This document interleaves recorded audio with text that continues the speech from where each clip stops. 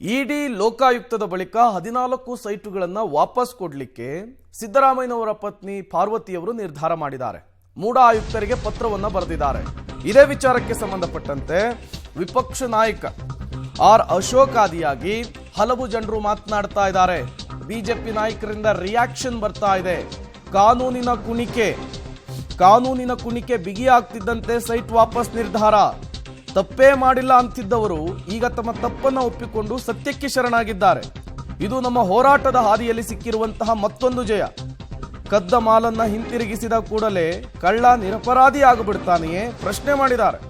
ಕೆಟ್ಟ ಮೇಲೆ ಬುದ್ಧಿ ಬಂತು ಎಂಬಂತೆ ಈಗಲಾದರೂ ಸಿದ್ದರಾಮಯ್ಯನವರಿಗೆ ತಮ್ಮ ತಪ್ಪಿನ ಅರಿವಾಯ್ತಲ್ಲ, ಇದು ಸಮಾಧಾನಕರ ವಿಷಯ ಅಂಥೇಳಿ ಆರ್ ಅಶೋಕ್, ಬಿಜೆಪಿಯ ರಾಜ್ಯಾಧ್ಯಕ್ಷ BY ವಿಜಯೇಂದ್ರ ಸಾಮಾಜಿಕ ಜಾಲತಾಣ ಎಕ್ಸ್ ಮೂಲಕ ಲೇವಡಿಯಾಡುವಂತಹಕ್ಕೆ ಮುಂದಾಗಿದ್ದಾರೆ. ಸಿಎಂ ಸಿದ್ದರಾಮಯ್ಯನವರನ್ನ ಕಾಲೆಳೆಯುವಂತಹ ವಿಚಾರಕ್ಕೆ ಮುಂದಾಗ್ತಾ ಇದ್ದಾರೆ. ಈ ಮೂಲಕ ರಾಜ್ಯ ರಾಜಕಾರಣದಲ್ಲಾಗ್ತಾ ಇರುವಂತಹ ಬೆಳವಣಿಗೆ, ಸಿಎಂ ಸಿದ್ದರಾಮಯ್ಯನವರ ಪತ್ನಿ ಬರೆದಿರುವಂತಹ ಪತ್ರ, ಮತ್ಯಾವ್ಯಾವೆಲ್ಲ ಬೆಳವಣಿಗೆಗಳಿಗೆ, ಮತ್ಯಾವ್ಯಾವ ಸ್ವರೂಪವನ್ನು ಪಡೆದುಕೊಂಡು, ಮತ್ಯಾವ್ಯಾವ ಮಜಲುಗಳನ್ನು ಪಡೆದುಕೊಂಡು ಮತ್ತೇನೆಲ್ಲ ಆಗುತ್ತೆ ಅನ್ನುವಂತಹ ಕುತೂಹಲವನ್ನು ಕೂಡ ಜಾಸ್ತಿ ಮಾಡ್ತಾ ಇರುವಂಥದ್ದು ಸಹಜ. ಆಡಳಿತ ಪಕ್ಷದವರು ಏನೇ ಮಾಡಿದ್ರು ಅದನ್ನು ವಿಪಕ್ಷಗಳು ಒಪ್ಪೋದಿಲ್ಲ. ಈಗ ಸೈಟ್ ವಾಪಸ್ ಕೊಡ್ತೀವಿ ಅಂದರೂ ಕೂಡ ಅದರಲ್ಲಿ ಮೊಸರಲ್ಲಿ ಕಲ್ಲು ಹುಡುಕ್ತಾರೆ ಅಂತಾರಲ್ಲ, ಹಂಗೆ ಇವರು ಕೂಡ ಅದರಲ್ಲಿ ಲೇವಡಿ ಮಾಡ್ತಾ ಇದ್ದಾರೆ.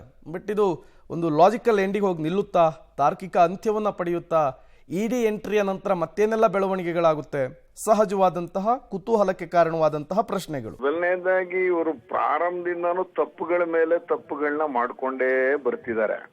ಮೊದಲನೇ ದಿವಸ ಹಗರಣ ನಡೆದಿಲ್ಲ ಅಂದ್ರು, ಮೈಸೂರಿಗೆ ಹೆಲಿಕಾಪ್ಟರ್ ಅಲ್ಲಿ ಬಂದ್ರು. ಹಗರಣ ನಡೆದಿಲ್ಲ ಅಂದ್ರು, ಇಲ್ಲಿಂದ ಫೈಲ್ ಹೊತ್ಕೊಂಡು ಹೋದ್ರು ಹೆಲಿಕಾಪ್ಟರ್ ಅಲ್ಲಿ. ವೆಂಕಟಾಚಲಪತಿ ಆಯೋಗ ಏನೋ ಆಫೀಸರ್ನ ನೇಮಕ ಮಾಡ್ತೀನಿ ಅಂದ್ರು. ಆಮೇಲೆ ದೇಸಾಯಿ ಆಯೋಗ ಮಾಡಿದ್ರು.